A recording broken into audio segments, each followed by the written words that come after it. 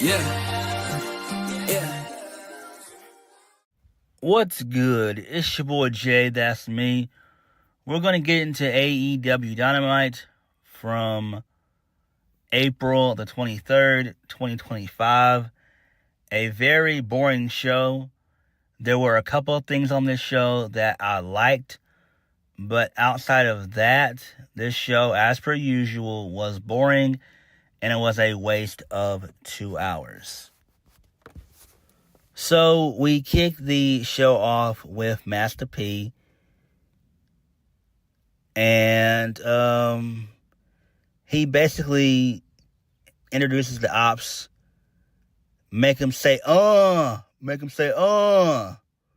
So Samoa Joe thanks Master P for everything he does for these student athletes in New Orleans. So then the Death Riders, they show up. They have a little fight scene. And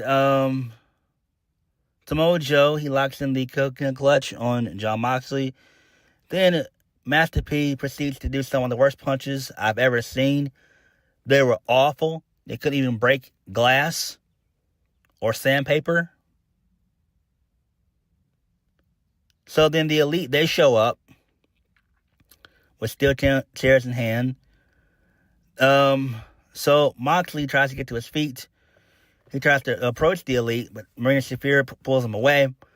Swerve and Kenny Omega, they show up. And then the Elite, they bounce out.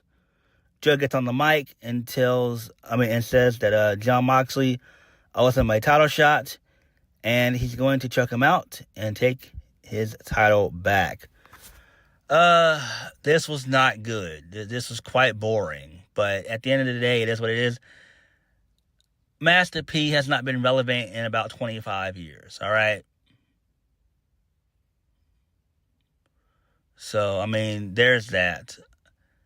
Is he an okay artist? Yes, he is. Yes, he was. Yes. But it is what it is. I like Mystical. Mystical was solid. But, modern day, no.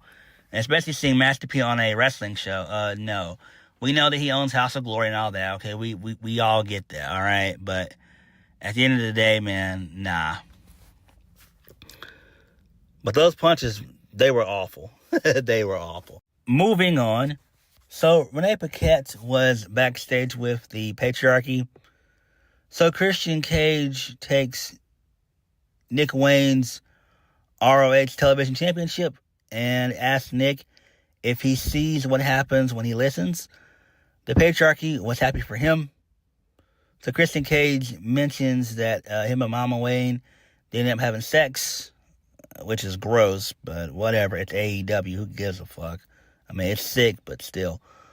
So Nick Wayne asks Christian if he sees what happens when he follows the plan. He just may win a championship.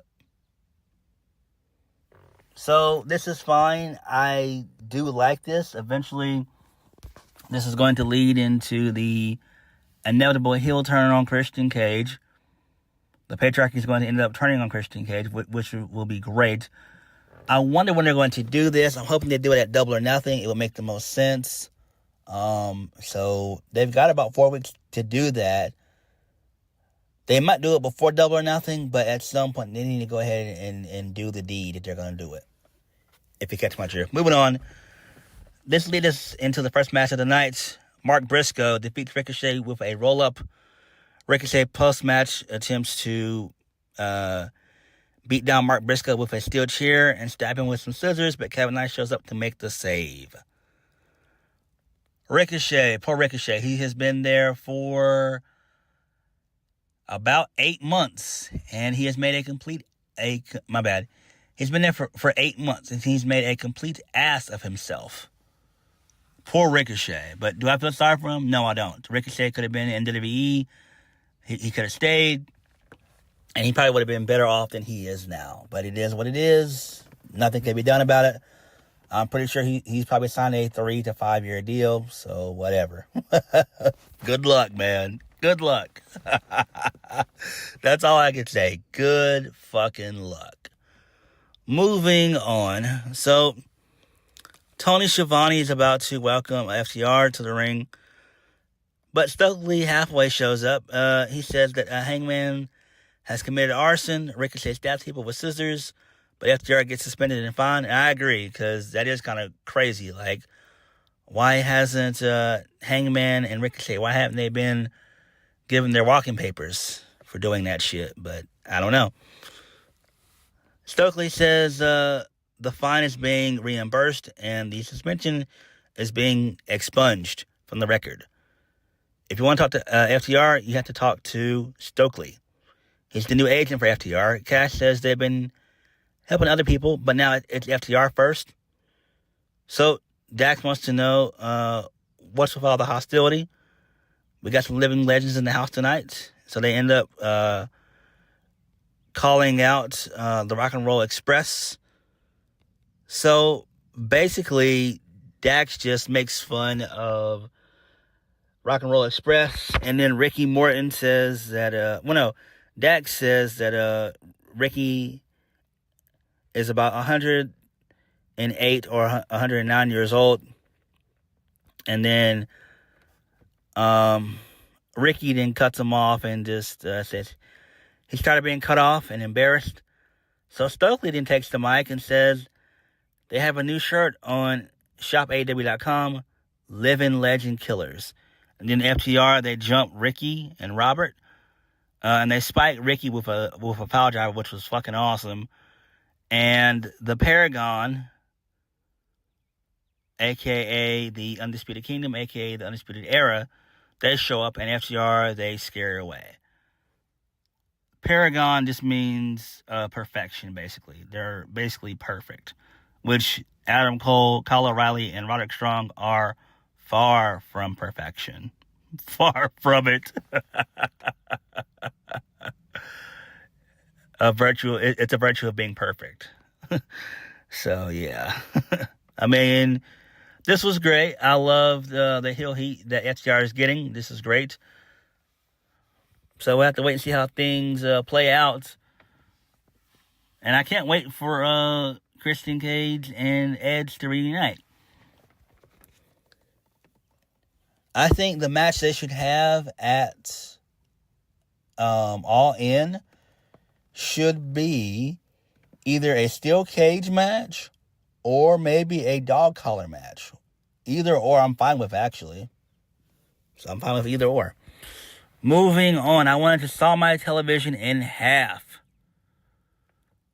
The Young Bucks, they defeated Speedball Mike Bailey and Kevin Knight.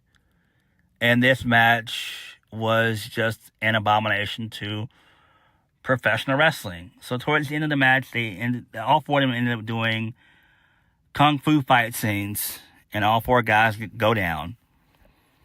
So then both guys proceed to get on top of each other's shoulders and they fight. So I think it's like Nick Jackson and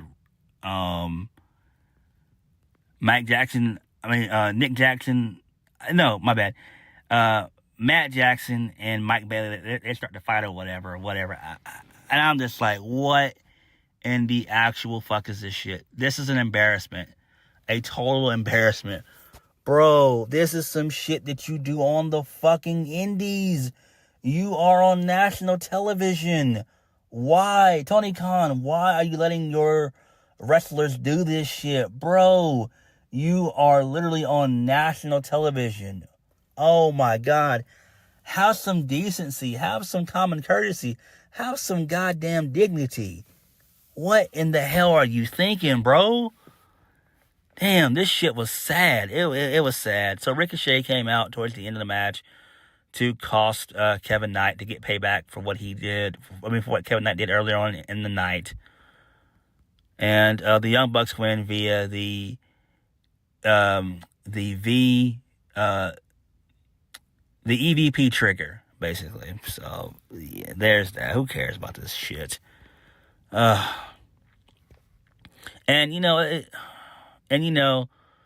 It's quite funny. Josh Alexander, Mike Bailey, and Kevin Knight have all been in AEW for a cup of coffee. and they all still are not over yet. They're still not over. And they've only been there, like, for 3 weeks apiece. Mike Bailey just came in last month. Kevin Knight just came in last month as well. Josh Alexander just came in 2 weeks ago. And they're all cold as ice, man. They're cold. Hey, man, whatever, man. Whatever. They're all ice cold. Hey, man, it's on them. They got to live with it. It's on them. All right, moving on. So, Renee Paquette, she's in the back with Thomas, Tony Storm, and Luther. Tony Storm is watching the Owen very carefully, but she wants action this weekend. So she throws out a challenge for any woman to step up in an eliminator match. So Queen Ananama ends up showing up, and she answers the call. So she's in. Okay, that's fun. So next, we get the Hurt Syndicate. They show up. MVP says that every tag team they've beaten since they've become champs, they hasn't been back. So MJF shows up. He says, we know what time it is. We need 3 thumbs up. MVP's 1, Shelton Benjamin makes 2. The only reason that Shelton's doing this is because he supports MVP. And then Bobby Lashley is in the middle. Pause.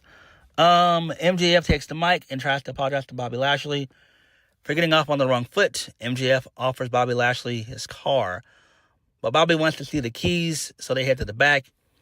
Bobby takes the keys, hops in the whip, and then he dips out. And he gives him MJF a thumbs down and drives off, which was quite funny. So I do like this. I'm loving how MJF constantly is getting rejected.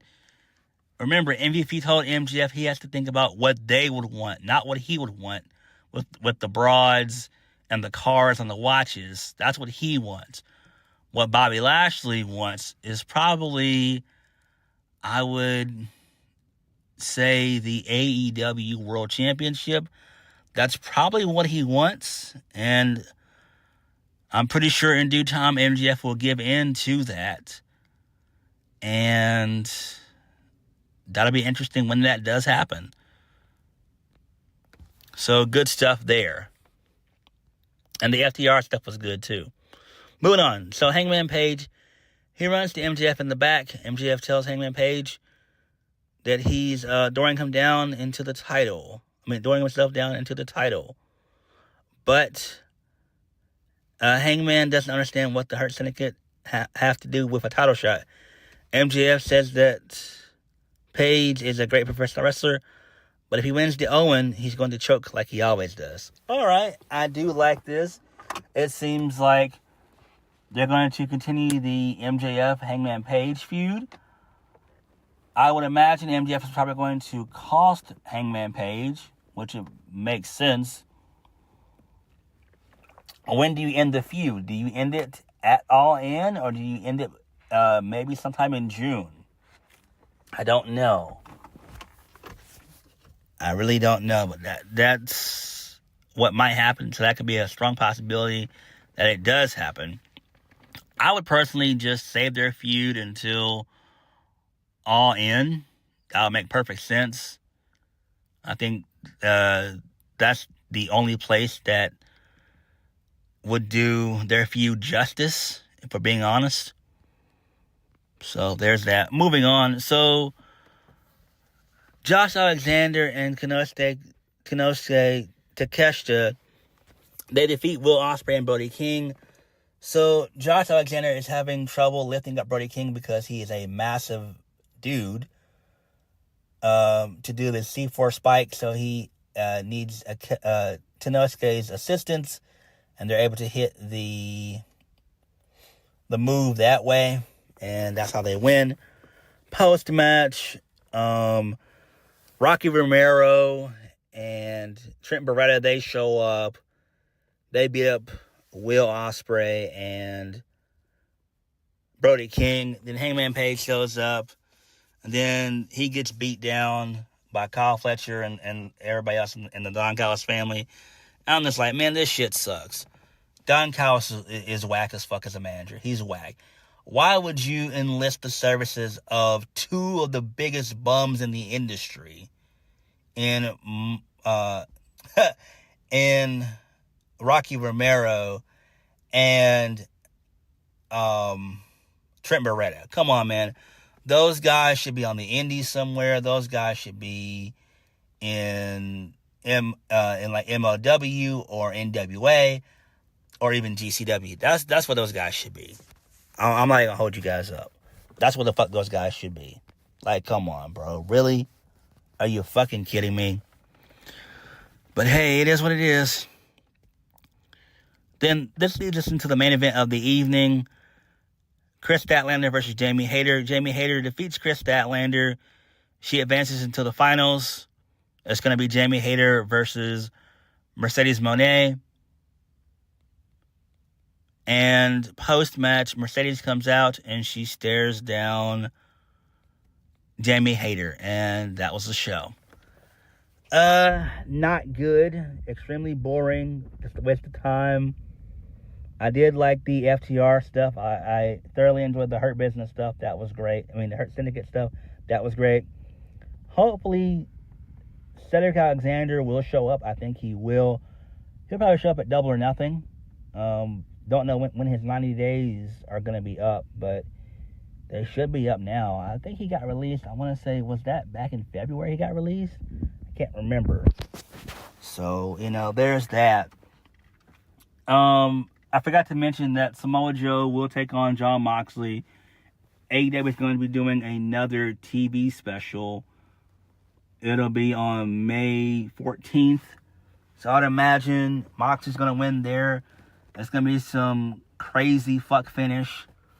And it's going to lead to probably either Anarchy in the Arena or Blood and Guts. I would do Blood and Guts versus trying to always do Blood and Guts on television. Move away from that. But it is what it is. But I think that's what they're probably going to go with it. Versus Anarchy in the Arena. But all in all, AEW Dynamite was not good. It just wasn't. I found myself extremely bored with this show. And this show is quite uninteresting. It's sad. Double or Nothing is one of their biggest pay-per-views of the year. And all they're coasting on is the Owen Hart Cup tournament. That's all they're coasting this on. Like, come on, bro. This is your version of SummerSlam / Slammiversary. Like, come on. This is one of their biggest shows of the year. And they're playing games. They're not really doing anything. But it is what it is. Hopefully, Tony can get his head out of his ass and make this an actual interesting card and pay-per-view. He's got 4 weeks, but can he make compelling shows for 4 weeks? The answer to that is no. But what did you guys think of Dynamite? Let me know. Like, comment, subscribe. Peace.